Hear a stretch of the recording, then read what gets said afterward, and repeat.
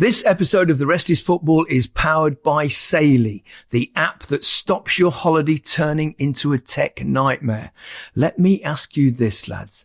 Have you ever been caught out by dodgy public Wi-Fi? Yes, I have. I was in Dubai recently in shopping mall somewhere. I got asked if I wanted to log on to the Wi-Fi, and I thought, it feels a bit dodgy. I don't like this. So, yeah, I have, yeah. A bit sketchy, isn't it? And I don't trust the security. It's a hacker's dream, that, isn't it?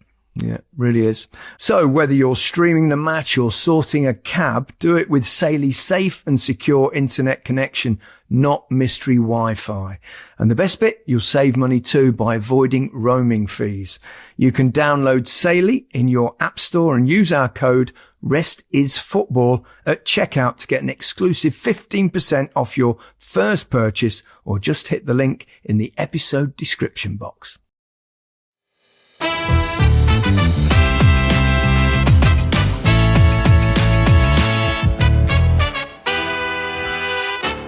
You had a lot of talent. You went to Everton. And this looks to me like that's your happy place, is it? Yeah. Yeah. And actually, Scousers. The one thing I noticed, though, is you mentioned it yourself briefly, was that you went on loan for a start, didn't you? And then, eventually Joe Raw took you on properly.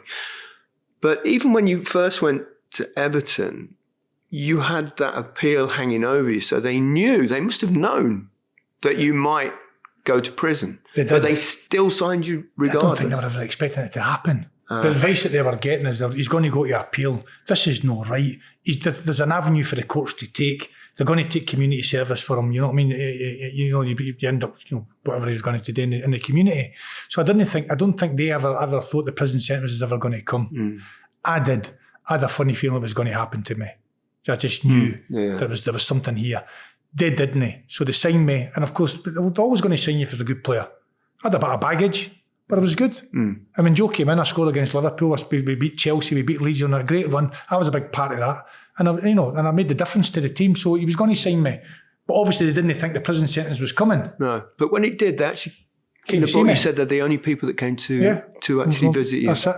And I have to say the chaplain came as well, which I forgot about mentioning. The chaplain came because I'm still in touch with him. He actually christened my kids and actually gave me away my wedding. He was in the prison with me as well, come to see me, the chaplain. Joe Raw was... Big Joe came, and Clifford Finch and Peter Johnson, the chairman. And I felt for them. It's horrendous. The waiting room is, oh my God. I mean, the waiting room was worse than the Mick.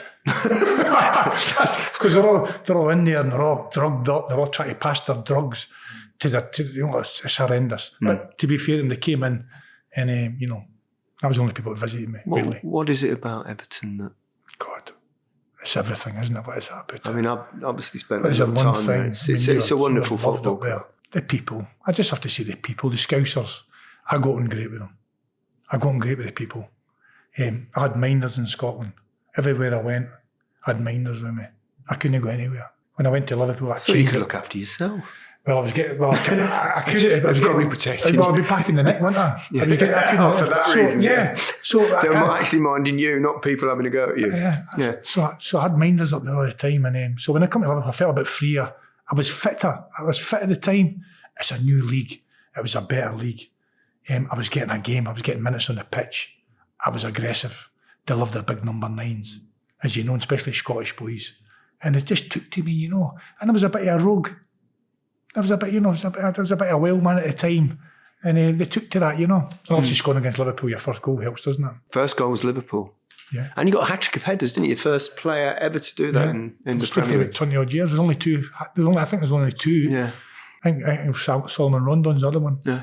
So I've done some good things. You did. And also, I scored 9 Premier League headed goals, which was a record. In one season? Yeah, one season. Up to the other year there when Harry Kane, his last year at Tottenham, scored 10. Yeah. But my team was at the bottom of the league, his team was at the top. Yeah, and he's a bit better service. He's broken a few records, Harry. Well, so is he? Yeah, he has, hasn't he? Yeah. God, phenomenal player. Yeah. That was good in there. That was my strength, wasn't it? Yeah. Well, clearly. I mean, you're big, strong. But you had good... You could play. I wasn't bad. You could play. I wasn't bad. I could control it. Yeah. I could control it and pass it to somebody who was a good player. You're the best... it's a good point to talk. I always ask these things at some point, but the best players you played with... I'll ask you about one or two of them. Ali McCoist. Yeah, top player. Coisty. Yeah, very, very good player. Yeah. Goal scorer, played in the shoulder, scored a lot of goals. Was always in the right place, a bit like yourself. You just knew where he'd be. You knew. Yeah. He couldn't coach you. No. Yeah, I don't know if you got coached or something. I'm sure your dad would have told you a few things. I'm sure people would have done. You just knew. You sensed how somebody was crossing the ball, how your teammate was going to operate and pass it, how you like to pass. Your brain much, much quicker. Ali's was the same. He was in and around about the box all the time. You could smell that chance. You just smelt it. And he would do it. And Ali was definitely a fantastic goal scorer. Mark Haitley you'd have been Big with? Mark was fantastic. Big target man. I actually went I played with him, went to obviously, Rangers with England. to replace Mark. Mark was in his 30s then. Yeah. They had a phenomenal partnership with Ali. Scored hundreds of goals together, and I was going there to replace Mark. It was just a bit too soon for me. He was a great header of the ball, wasn't he? He scored did great things for Rangers. Yeah. He was in Monaco. He was in France. Mark Was it Haitley, Monaco? no, Italy he went. Italy. He was in Italy, Sorry, wasn't he? He Italy. was at Milan. Milan. Yeah. He had a Sorry. great career. But that was in Scotland. And guys like Brian Laudrup at the time up there was a wonderful player. Yeah, what about at Everton?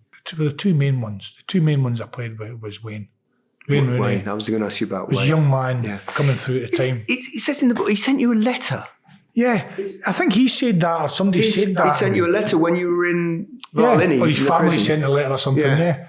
But obviously I didn't know who it was. I've got pictures of Wayne when he's that size, the height of that kitchen. He's not much bigger than that. Yeah. Just Could you by the way, but- could you remember him when he was that size and that you thought, my goodness, this kid? No, he was just a fan. Oh, when he was just a So fan, Wayne would just come to the gates in at Belfield with his brothers. Yeah. I think his brothers were John and Graham, maybe, I think. And they're all Everton fans, and they'd come inside the training ground and ask for autographs and that. So I get pictures with them all. Yeah. And there's one on the internet, and they're only kids, 6-year-old, 7-year-old. Yeah. The big blue noses, big family of them. But Wayne was a special player. He was special, and he was a man. He was good. He could run. He could do everything. Dribble, shoot, 2 feet. Yeah. He could do daft things when he was young as well. That's it. Well, you're Scouser, isn't he? Scousers and jocks and Irish. Yeah. And people for Leicester. The odd one. So Wayne and Alan Shearer. Alan and Wayne were the two. Yeah, I was going to come on to that. They're the two world-class players. Yeah, I was going to come on to Alan because you moved to Newcastle.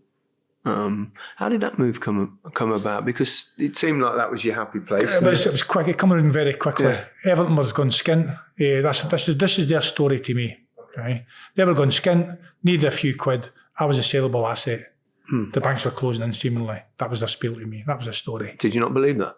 I did at the time, but you just don't know, do you? As you get older, you get more wiser. Maybe they just wanted me off the books. Maybe they just wanted me gone. But that was the story to me, that the banks were closing in. They got 7 million quid plus another £1 million add-ons, 8 million quid for me. They thought it was a good deal. And it happened very quickly. Within a few days, I got a phone call. This could be happening, really. Walter, God bless him, was there at the time. He never knew a lot about it either. Didn't want it to happen. Did you feel like you had no choice? There was always a choice. I could have come back, and I was thinking about it, and I said to Walter, I went up to Newcastle. I stayed there for 3 nights, 3 days, never signed the contract. Stayed there waiting. And of course, all the fans were kicking off. It was all gone off about we wanted Duncan Ferguson's going to Newcastle, because Everton at the time were struggling with the bottom of the league. This could have relegated them. And I said to Walter, I want to come back, and I could just sense, they want me gone. Yeah.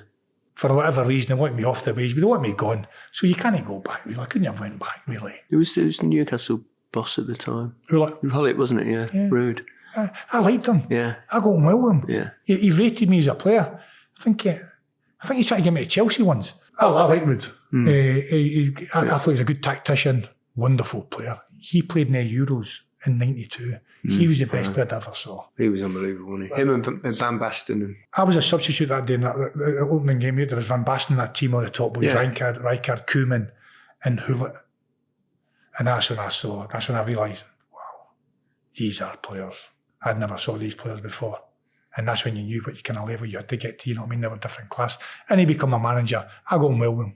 I liked him. Yeah, it was. He didn't go on so well with Alan, but I got on well with him. Alan Shearer, right? Let's talk about Alan Shearer. Now, you said I didn't really get on that well with Alan, did you? I did. Yeah. I got on well with Alan. To begin with, maybe no. I'm just trying to stir it up. Well, to begin with, maybe no. Well, Alan, I suppose he's he's injured. Yeah. Is that why they got you, perhaps? Because he was injured? Was it one of his big injuries, wasn't it, with his cruise shirt? Yeah, I can't remember what his name, but anyway, he was at one. He was doing his rehab. I was coming into the team, and we never really spoke.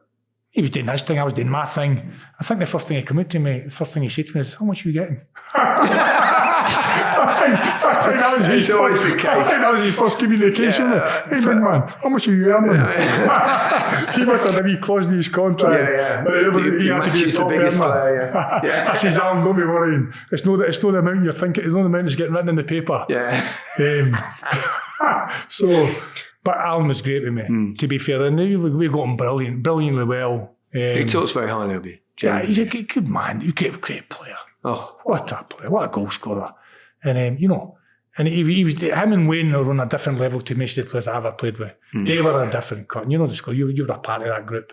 They're on a different level. You know what I mean? And Alan was certainly there. were you still there during the period when basically Alan got Ruud at the sack? Yeah, I was there. Yeah. I was a part of that, to be fair. Well, yeah. Well, Hulett brought me in. We played Sunderland. Normally, Hulett would play a 11v11 game on a Friday. Right? He'd play 11v11 game on a Friday, and he would change you. Say, Gary, you're playing crap. You're playing crap today. Yeah, no, I don't like you. Dunc, you get in his position. And he would change the positions. So we played 11v11 game. Me and Alan are in the reserves, playing against the team that played Sunderland. The reserves, as always, do 1-2-0. Alan scored. I scored a header. He scored a left-footed shot. Yeah.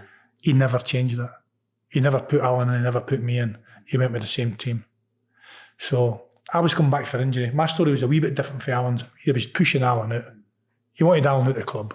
Their relationship wasn't great. Ruud was young. Yeah. He was a wonderful player, and he probably wasn't ready to manage another world-class player. Their relationship wasn't great, but I got on well with Ruud. And more or less all the time, really. Other than maybe one occasion, you know. Went back to Everton. I went back. Yeah. I went back. Remember Bobby, God bless him, Bobby Robson, called me into his office and he said, Dunc, the club want you to go. Your injury record's poor. They're getting 4 million quid for you. And I remember him saying to me, it's not enough money, Duncan. It's not enough money for your level of player. But I was on 30 grand a week. I had a 4-year contract left. I walked away from it, Gary. Did you? I walked away from it. And I got offered 20 odd grand at Everton, a lot less, great money. But I walked away from something like 10 grand, kind of 4-year contract, you know. Yeah. A lot of millions and millions of pounds to go back to Everton. But my wife couldn't settle, same thing. She had a 6-month-old baby. I loved the club, but injury prone up there. You had a lot of injuries, didn't you? I mean, I think sometimes it gets levelled against players like, yeah, but he's injury prone and he has this,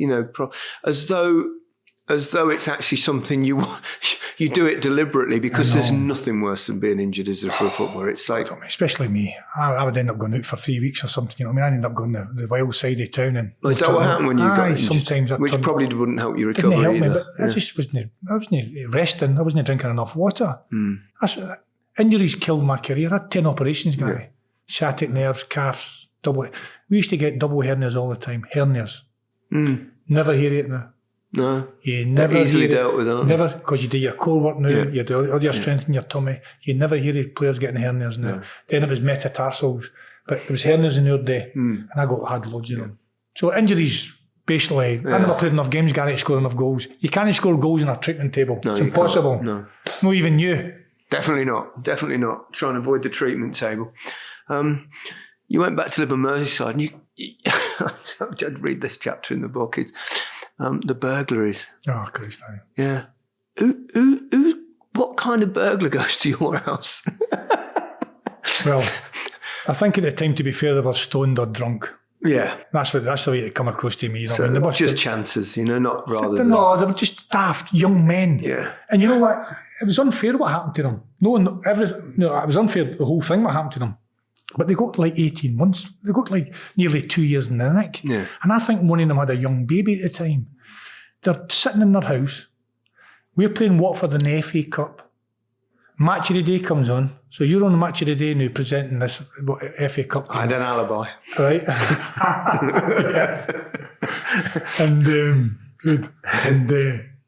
I think they thought the game was getting played there and then. And they watched me on the television. And they're sitting in the house thinking, Duncan Ferguson lives around the corner, but he's playing there. So there's a good idea. 11 o'clock at night. We'll go round. Yeah, but that's what you do when they're drunk and they're stoned. So that's what happened. And the 2 young guys come into my house and they come unstuck. And that's it. I don't want to, they shouldn't have done it. So they got a hiding, right? And it follows them their whole life now. Yeah. I only caught one of them. The other one got away. It was too quick for me. I wasn't quite fast enough. You know what I mean? Probably just as well. Did it scare you though? Because it looked like I you had a 3-month-old baby badly. up there. I had a 3-month-old baby in the house. I had my wife, Yeah. and it was frightening me. I gave the boy a terrible hiding, and when I looked down at him, I went from wanting to beat him up to trying to save him. Okay, so 1 minute I'm trying to defend myself and defend my family. The next minute I'm thinking, what have I done? This boy might not make it here. And that's what was going through my. That's what happened to me within a split second. Frightening. Yeah. What you're capable of. It's amazing what you're capable of. And the boy, he broke into my house, but he didn't deserve that, really. No. The amount of pain inflicted on him, Luckily, he was all right. And he got rushed away to hospital, and everything was fine in the end. But they've got to live with it. They got 2 years in the nick. I think one of them had a young baby at the time, as I said. Just stupid, daft things. They weren't robbers. They were just done. They watched a football game, probably didn't like the way I was playing, and said, "You know what? Do you know what? I'm going to go in and tell him." I suspect that's not the case. Happened again though. It did. I moved house because my wife then got worried. Yeah. Baby, we moved to Formby, nicer area. Yeah. Happened again. It happened again. Similar. It happened again. Similar incident. It happened again. I said to my missus at the time, "You'll never guess what's just happened." Yeah. She said, "You've caught somebody." And I said, "Yeah." And she said to me, "Where is he?" I said, "Well, he's lying there in the bush. He's lying right there." Shouldn't have. I know it's terrible, but I'm glad I did this because I said he'll crawl away. I'm going to let him crawl away this time because I'm scared now because I don't want to phone the police because I'd already phoned the police about their previous burglary. I think they maybe thought I was dragging them in to beat them up. I was panicking. Yeah. So I said, "Well, just let him crawl away. He'll crawl away." Anyway, my missus said to me, "Don't do that because he might not crawl away. He might just lie there all night. And, before you know it, he's dead." Glad someone had some wise counsel. So I went, and he'd only crawled. There was a bit of a blood trail. He crawled to. I got him, and I'm glad I did because he got 5 years in the jail. 5 years. The guy unfortunately was on drugs, heroin, and they just don't know what they're doing. And he had a long list of offences. He'd have crawled next door and robbed your granny or robbed a wee old woman. They were gone in the drugs. It's a terrible thing. Desperate. That heroin is wicked. And, there you go. Okay, Duncan, let's have a little pause there and we'll be back in a moment. So your last few years were wrought with injury and then you disappeared to Mallorca. I did. I went to Mallorca, as you do, thinking I was an old man at 34, thinking I'll retire. Yeah. Because I'm old, as you think in football. Yeah, well, we are. 34 that's your mind's thinking. You think they're doing a little bit better now, aren't they, with nutrition and everything. But 34, I thought it was old. It's crazy, crazy. So I went to Mallorca. Within about a year, had enough. Money's running out. Bored stiff. And I had to, have a career, really. I had to get out of the house and start grafting and start working. And that's what I started to do. I started to work for a kind of private academy, recruiting players in the football, something like Glenn Hoddle was doing. I worked for a different, remember Glenn was bringing in players off, who had been released. I was doing something similar. And that started making my bug back for getting back into the football, recruiting players. Then I wanted to do my badges, started to go through my badges. And of course, then I wanted to get back into England, and obviously I wanted to get back to Everton. Did you badges in Scotland? I did. Did that? I did. Yeah. Because that was the advice to me that it was a better course. Believe it or not, I think it was meant to be a better course. That as well. Yeah, I've heard that. Yeah. I think quicker as well. I must have been on the wrong course, but it was meant to be a better course. So I did my badges in Scotland. Yeah. And I went through that process, got my pro licence, all my licence, and I managed to brought me back into Everton as a coach. I was going to say with David Moyes. Moyes, yeah. Did you wrote to him? Did you? Or so I used to phone his secretary. Oh, right, okay. And Sue, her name was lovely lady, And she's a sort of soft spot for me. Oh, Duncan, you're terrible, you know, one of them. You're a bad boy, you know. So she had to be soft spot for me. And I'd phone up and say, Sue, tell Moisey, tell the manager that the gaffer that I want to speak to him, you know. And eventually, Moisey would pick up my phone, you know. And he actually said to him, I've been waiting for this phone call. Really? I've been waiting for you. What is it? I said, I want to come and see you. I get a few things off my chest, you know. Okay, come and see me. I went in. He wanted me to become an ambassador for Everton. So he actually did want to see me because he wanted me to recruit for Everton. Yep. King Kenny was doing it for Liverpool. Kenny Dalglish was doing it for Liverpool and going to kids' doors and trying to get me going to Liverpool. He wanted me to counteract that because we were losing all the best players to Liverpool. And I'm good with the kids. I can chat away. And he saw me in the hospitals and that. And he wanted me to play that role. I says, yeah. But believe it or not, I took my badges. I've done my B licence, I'm now on my A licence. I want to go into coaching. And he went, okay, well, I advise you to go to the academy. And he advised me to go to Evans Academy and learn my trade, and that's what I did. Yeah, how was that, working with youngsters? Wonderful. Yeah? Wonderful, so rewarding. So rewarding being with them. Just to hang off every word. They're a sponge. You've got to be really careful what you say to the young'uns, because, you know, if you say, like, throw the first punch, guess what happens? Yeah. So you've got to be very careful when you say to young'uns. Oh, yes, very much so. And I never said that to any of the young players, obviously.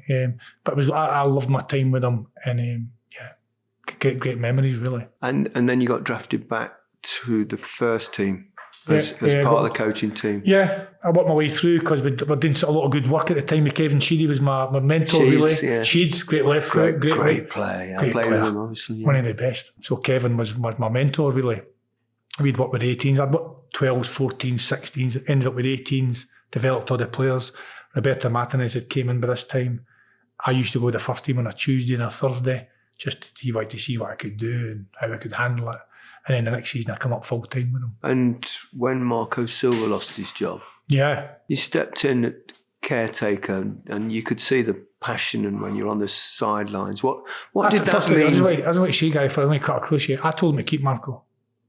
Yeah. I told him to keep him. Yeah. I told him to keep him. I told him to keep him, and they'll tell you that, the board of directors will tell you that when they're talking about getting rid of him, and I was there at the time thinking I was losing my job, and when I realised I wasn't losing my job, I said to him, look, whatever, I said, you need to keep Marco for Saturday. You've got to give him another go, because we'd just been beat off of Liverpool, we got battered. It was a humiliation thing. It was our biggest defeat in the derby history. And we had Chelsea, who were flying under Frank Lampard. Yeah. Hadn't been beat for 15 games or something. And I said, give him another go. But they'd made their mind up. Yeah, was he? He's clearly a good coach, because look what he's done at Fulham. Could you see that at the time? I think everybody's a good coach, right? I think they're all good coaches. Well, they're all good coaches. Yeah. Marco Silva's a great coach. Sam Allardyce is a great coach. Ronald Koeman's a great coach. But they're all great coaches. Yeah, no, that's it. You need a bit of a break in life. You need a bit of a break with your football and anything. You need a wee bit of a break. Maybe if Marco had got that Chelsea game, he might have won it. But it's just you need that wee bit of break, didn't you? Marco's a very good coach, as they are. I've got respect for all my managers. Yeah. Absolutely. Yeah, and you ended up going in that. I remember that game always. You beat Chelsea 3-1. 3-1. And your passion on the touchline and the reaction of the fans and everybody, it was amazing, wasn't it? It must have meant so much. It looked like it meant so much. It was I've played, obviously I've scored goals. It was incredible. What's the difference between scoring a goal in a big game and actually being the man in charge of the whole team when you win? I found the man in charge worse and more exciting, believe it or not. Maybe because I was older, maybe because I forgot the goals, maybe because I never scored enough goals, I don't know, but the management side, you're responsible for everybody. Everybody, you think eyes are all on you. Back in your day, it wasn't like that. No. It was mere the striker. You're the star striker was, and you felt you were the main man. But now it's changed. The media's changed. The managers are got much more high profile now. The managers, the managers are such. Back in your day, it was the players. It was all about the players, and it's still the players. Football players win football matches, no managers. I've never seen a manager run a pitch and score a goal. Right? No, but you feel the pressures on you, and I felt all the pressure. You know what I mean? And luckily we come up trumps, didn't we? And he got a great victory. I'll never forget it. Yeah. It was electric. Magical, wasn't it? Oh. It really was. Carlo Ancelotti as well. I mean, one of the absolute greats. Great man. The amount of stuff he's won. And he writes you forward in the book as well. Very nice, young. Yeah. Very nice of him. Yeah, he indeed. says what a lovely guy you are. Absolutely. Yeah. And he knows his stuff, doesn't he? He absolutely knows his stuff. So me and Carlo got on great. Yeah. He got on great. When he first came to the club, I think he saw a straight man. I think he saw somebody who knew what he was doing in the coaching side of it, and I was loyal to him. He knows that. We got on great. Lovely man. Actually went on holiday together in the end. I've been out to Spain and visited him. We still message each other. I try to give him a good luck before the games. Yeah. He kindly replies, "Good man, respected gentleman." Yeah. And they've done it all in the game, isn't it? And it's really nice of him that he's forwarded from my book. Yes. Really nice, good guy. Great guy, what can I say? You can tell that though, can't you? You can see he exudes class, doesn't he, in many ways. I've seen I was in the coaching, I was jumping up and down and say, "Come on, Carlo. Yeah. Come on." Duncan. Come on, let it go. And what was, come on. It's always tomorrow. It's always mañana. Yeah. And you know what? Domani. Domani. So it's Italian, I was in Spanish there. Domani.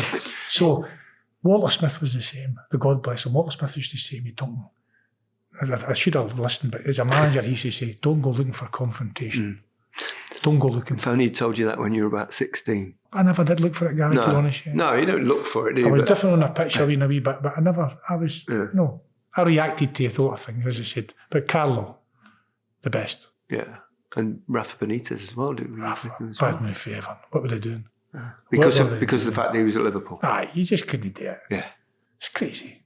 Great coach. Great coach. I'm going great with Rafa. No problem at all. Tactically fantastic. He gave me a lot of the work. Got on well. But he shouldn't have been at Everton. Just because of the Liverpool connection. In my mind, anyway, the fans were never going to take to him. You'd have to have won every game. Yeah. And he was never going to do that, were you? So the minute you lose a game, you're going to get slaughtered. Yeah. So I don't think he should have been the Everton manager. But, going great with him and tried my best for him. You've worked alongside some of the biggest names, biggest coaching names in football. Who for you had that little bit extra? It's easy to say Carlo, isn't it? Because he's won everything. Yeah. It's easy. Roberto Martinez showed me a lot. Roberto Martinez, when he brought me up, maybe because I was a young coach and I was learning, so his staff and him showed me how to set up sessions properly, how to work tactically, for everything's tactical towards the game on the Saturday. So he gave me my education, how to set up drills, how to present your training. Yeah. So I always remember that. And so Roberto was very, very good tactically. I love Ronald Koeman. Ronald was great.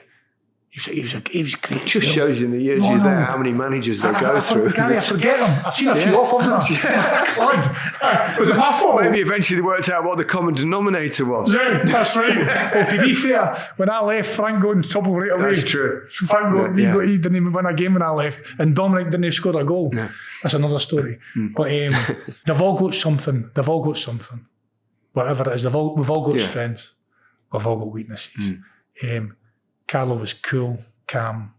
He was good on his tactics. Sam was direct. Yeah. He knew exactly what he wanted. He delivered it. Sam got results, took the team for the bottom half of the league. It's a big Sam Allardyce. He's got his 8th in the league. Yeah. 8th. Yeah. Got sacked. Marco got his 8th, got sacked. Ronald Koeman got his 7th, got sacked. I'd love that now. So, well, when people say that the Everton managers weren't successful, they were successful. If it was, relatively, because they thought Everton should be in the Champions League because of the money they were spending. But Marco was 7th or 8th in the league. Sam got his 8th. Ronald got his 7th or 8th or 7th, I think. So these managers did get us in these positions, but that wasn't good enough for the hierarchy, was it? So they got chopped. Happy to see David Moyes back? I think it was inevitable. Yeah. It was inevitable. Written. Yeah, it was written because... Yeah. Who goes back to Everton? Yeah, that's right, man. No, don't never go back. Many times. I went back and I went back and managed, didn't I? So you can go back. It was inevitable he was going to come back. When I was the manager in the Chelsea game, as far as I know, that David lined up. So he was now going to become the manager. That's the way it was kind of behind the scenes. I was here and that Moyes was going to be the Everton manager. And then I took the game. And I thought that was it then. The new manager was coming in. But then something happened that got delayed. And I think he was waiting. And then Carlo then got sacked for Napoli. So Carlo gets sacked for Napoli. And boom, they're on to Carlo then. So the club moved from, I think, Moyes to Carlo. And Carlo came in and Moyes missed out. So he was in line to come back. Yeah. it was inevitable. And so they've got him back. He's doing a good job again, and I'm sure he'll steady the ship and away he goes. Yeah. What about you tried a couple of jobs since then, didn't you? They haven't quite worked out. Forest Green Rovers. Didn't know where it was, Gary, to be honest. Got a phone call late at night, 12 o'clock at night. I was in a vulnerable position. I was 6 months in my house. The phone wasn't ringing. I was out with football. Yeah. I did a few interviews, never quite happened for me. I made a decision. I'm a big boy. I made that decision. They would bought me league. There were 4 or 5 points cut adrift. They played 4 extra games. Impossible. If anything possible. There's no way. I never put them in the bought me league. Yeah. Did you have to go vegan? Well, you look slim. You look good. No, that's hamburgers. So I never went vegan. I say that, of course, because Dale Vince famously, and the club, it does a lot of good things and clever in the way that they do it.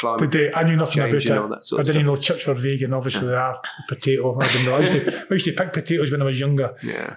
I sold a lot. Look, I go on well. Pardon? I sold a lot of potatoes. Did you? In the shop? In a crisp form. Oh, a crisp. Yeah, okay, I thought you were going to say in the shop there. Your dad would have sold the potatoes now. My dad sold. He didn't actually. My dad was a fruiterer, not fruit and veg. Yeah, very distinct fruit. Okay. Yeah, it was a bit. They bought me league. I was hoping to get a rebuild. Yeah. Of course, because I'd done all this in my career. I'd done all that education. You don't go to a League One team that you knew nothing about and get a rebuild. It never happened. Football doesn't. These things change very quickly. People forget. Couldn't he save them? I never put them at the bottom of the league. They were already there. Yeah. Unsavable, really. And of course, the next year they go down for League Two. So they actually got relegated to the next division. So that's how crazy it was. And I took another tough job in Inverness, which was... lovely place, though. Lovely place. Beautiful up there, isn't it? Lovely up there. Cold, as you can see in the front of that cover. Right, you're not happy with the cover shot, are you? I mean, the book's amazing, but you're not that sure it looks like. I'm not sure if that looks like me. You tell me. No, well, I'll tell you what you want to hear, Duncan. I think you can see it's you, but I know what you mean. Yeah, I know. It looks to me like you've just been done after training there. Oh, yes. Only because you told me before. I took that picture like this. Yes, it's not a selfie. Honestly, it's a big budget, this crew. It's a big budget there. Well, it should be, because I genuinely say this, that it is a hell of a read, by the way. It really is a hell of a read, and I would encourage anyone. I shouldn't have took. When the Forest Green happened, and then Inverness called, again bought me the league. In my mind, I'd done a very good job there. It was just playing catch up and 1 or 2 daft decisions. Referees, man, just on it. I got 3 red cards. I was only up there for a couple of months. You got 3 red cards. 3 red cards. Red card. No. Some things don't change. No. Well, you've not changed. No, we don't change really, do we? Change a little. We get a bit wiser as we get older, or a bit more stupid sometimes on occasions. Goodison Park, end of an era. Sad. Very sad, isn't it? Sad in one way, but you've got exciting in another. Yeah. I'll go to the game. We've got season tickets here, but they'll get there. You might. I don't know if you'll be there. If you're fully booked, you'll be fully booked. I'm grafting. You're grafting. I have a weekend job. Yeah. Okay. So you'll not be on the pitch. Very sad. Yeah, it's. But that's in a way it was inevitable, wasn't it? Yeah, but it's something to celebrate as well. I mean, what a place! Some incredible memories. 30 goal season, 40 league football. I was thinking more of you than me. But I was only there one season. It was mad, and obviously the Everton fans.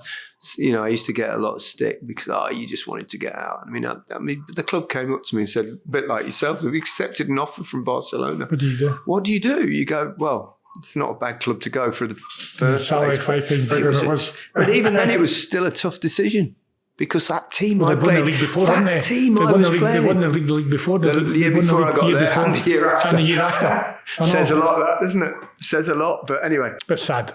But exciting. Yeah. Everybody's looking forward to it. Yeah. The new place looks amazing. I've not seen it yet. I've seen it on, pictures and social media and videos and stuff, but I've not. I look forward to going there. I've not been in it myself. You've not been in it yet? I've only been by it. Looks nice, doesn't it? It does. Lovely. It's lovely for a city. Big brand new stadium. It is. Sold out. Yeah. That'll get sold out every week. What the Scouts are like, the Evertonians are like. Loyal. Absolutely. So, exciting times for the Blues. Yeah. So what now for Big Dunc, apart from obviously promoting? I need a job, Gary. Yeah? I need a job. Yeah. That's what I need. I need to keep on applying, keep on trying trying to get myself out there. You know, Coaching, management. That's what I want to be. Yeah.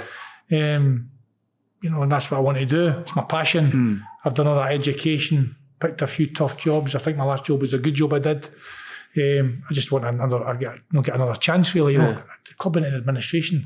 I lost my last job through administration. Yeah, I saw that. Yeah. How did that? How was it's just that? the club went skint. It's just the same old sob story. Yeah. They went skint, and I lost my job. Yeah, but and you carried on for a while, just without money, I didn't did. you? Yeah, I did. you I gave tried. a few quid. Yeah. That's why I've got nothing left. Yeah. Give it all away, mate. Yeah. Don't get you. Well, hopefully the book does well, and we're going to plug it again here. Big Dunc. Big Dunc. I couldn't recommend it more. I genuinely mean that. Thanks very much. It's been a pleasure. We've never met before. Yeah, I know. We've never met before in all the years of football. But we've been you involved. moved in the higher echelons, you know what I mean? Yeah. I'm just here. No, not at all. There's no higher echelon than Goodison Park. No. It's been an absolute delight and lovely to get to know you, Duncan. And I Thanks wish very you much. well God with the bless book. And hopefully you'll be back in football very soon. God bless.